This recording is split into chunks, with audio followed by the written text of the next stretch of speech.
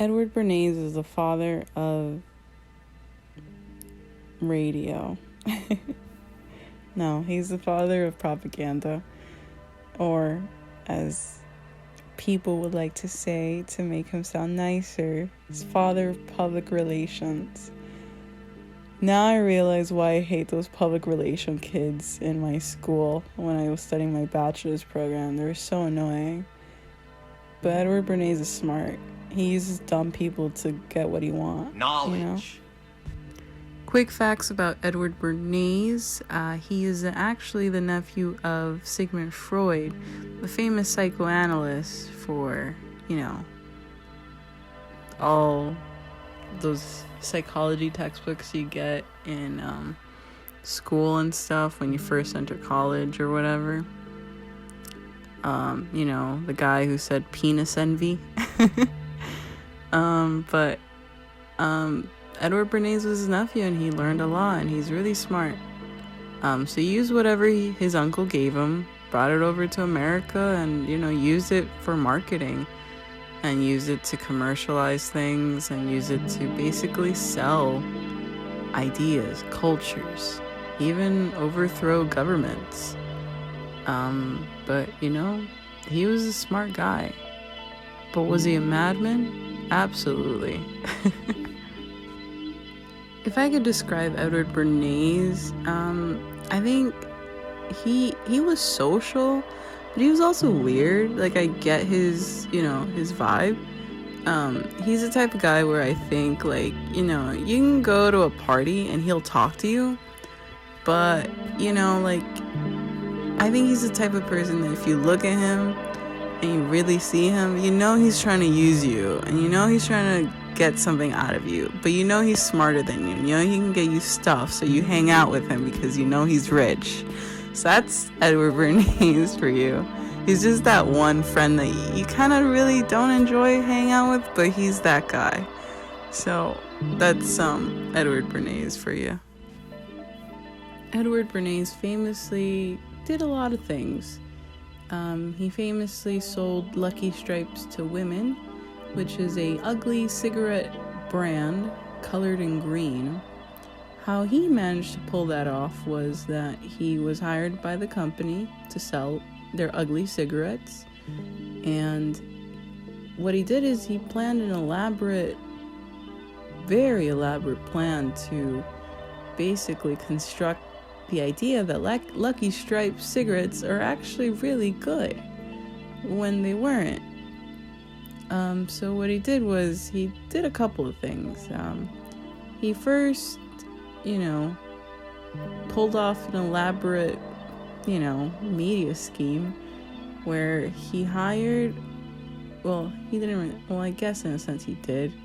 He hired these women who were very nice looking feminist women to go to a parade in New York City and decide to do something outlandish.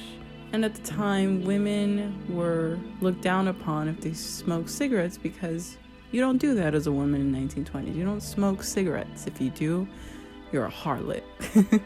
But anyway, so he hired these women to smoke these Lucky Stripe cigarettes in this parade, and then he also managed to get TV broadcasters to broadcast these women smoking cigarettes. And as they smoked these cigarettes, they said, "These are our torches of freedom," which is against the oppression they faced. So, obviously, being a woman watching this in the 1920s, this would obviously influence you to be like, whoa, I want to smoke now. To be honest, I don't think anybody should be smoking. I think smoking is hazardous, and all the chemicals in there probably gives you cancer. But again, this isn't about my opinions. It's about Edward Bernays. So I'm only going to speak when I'm spoken to. Anyway, Edward Bernays also, he was a guy that he also told people to eat bacon and eggs for the American breakfast. Before, we would just eat a piece of bread and coffee, but this guy, he was like, no, dude. He was like, we have to tell to these people that bacon and eggs is a really good thing for you. Healthy. Even though we know it's not healthy, but he somehow managed to contact all these doctors and ask them a simple question. Do you think people should eat a hearty breakfast or a flimsy one? And then obviously all the doctors are like, a hearty one. So then he was like, he puts out this commercial saying, 9 out of 10 doctors say you should eat a hearty breakfast. So, and then right next to that, he puts a picture of bacon and eggs. So this guy's a genius, even though it was a really simple idea, but everyone believed in. Now it's our American thing, and that's why we're obese. Lastly, his most infamous achievement is overthrowing the Guatemalan government. Well, not government, but president at the time. And because at the time, the Guatemalan president that was hired, he was just like, he was telling the people, hey, you don't have to actually go to work for these companies that are taking your resources, which was the banana company at the time.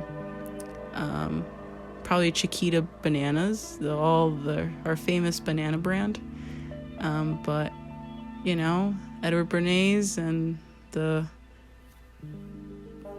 fruit people, they were like, we can't let this happen. So they overthrew the guy. They made the Americans think he was actually a communist and brought in a new elected person to overthrow that guy. It's crazy. But that's his life, He was a crazy guy. Edward Bernays, he was really rich. He got really rich out of all these companies and all these brands that hired him and all these politicians that hired him. He was mega rich and really smart. And, I don't blame him, if I was that smart, I'd probably, maybe I would do the same. I don't know, really. I don't know how our morals and ethics might work, but, maybe I might be in the same boat. So I'm not going to judge him totally. But he did call his kids stupid a lot, which is kind of a little messed up. But you know what? When you're that smart and you have all that money, I understand that your morals and your ethics do go out the window at some point. So I get it, I guess. Something else about Edward, he basically influenced the idea of marketing and campaigning into our own society, and it's even influenced things like the Nazis, like Joseph Goebbels and things like that, which I don't even know why his name is Goebbels. Sounds like a friggin' turkey. But anyway, he was a big influence. And you even see it now with celebrities and stuff. It's people are influenced and sold into ideas that celebrities sell to us, or people that we look up to. And the truth is, our heroes are not really heroes. This lyric is from the album The Black Parade by My Chemical Romance, and this song is called Disenchanted. I spent my high school career spit on and shoved to agree, so I can watch all my heroes sell a car on TV. For some reason, I've been listening to this song ever since I was exactly 12 years old, I would say. And for some reason, this song specifically has always resonated with me, especially that one lyric, so I can watch all my heroes sell a car on TV. I didn't get it until probably when I got older, probably when I had more heartache, and probably when I had more problems to deal with. What I learned is that your heroes aren't really heroes at all. They're just normal people with problems too. Your heroes sign contracts, and your heroes sell out. And your heroes fail you. And your heroes become different things other than your heroes. Sometimes your heroes become the one thing you hate. I realized that early on. The people I look up to, they all fail. And they're going to fail. And it helped me understand that the standards that I put on myself and others, I should lower it. I should lower my standards, in that sense at least.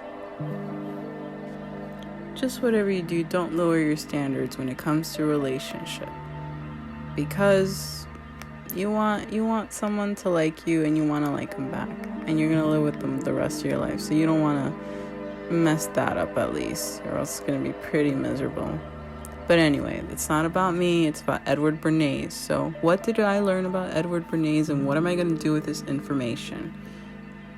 What do I do with this? I feel like I've unlocked the secret that I would have never known if I didn't take this class. Well, I'm probably going to keep it to myself. The less people I tell, the better, honestly. I'll probably become somewhat a cool company, or maybe I don't know, I'm thinking of the name Cambridge Analytica. Maybe I'll become a cool company or something, who knows. But thank you for joining me for this ride. It was fun, and hope to see you next semester. Love you.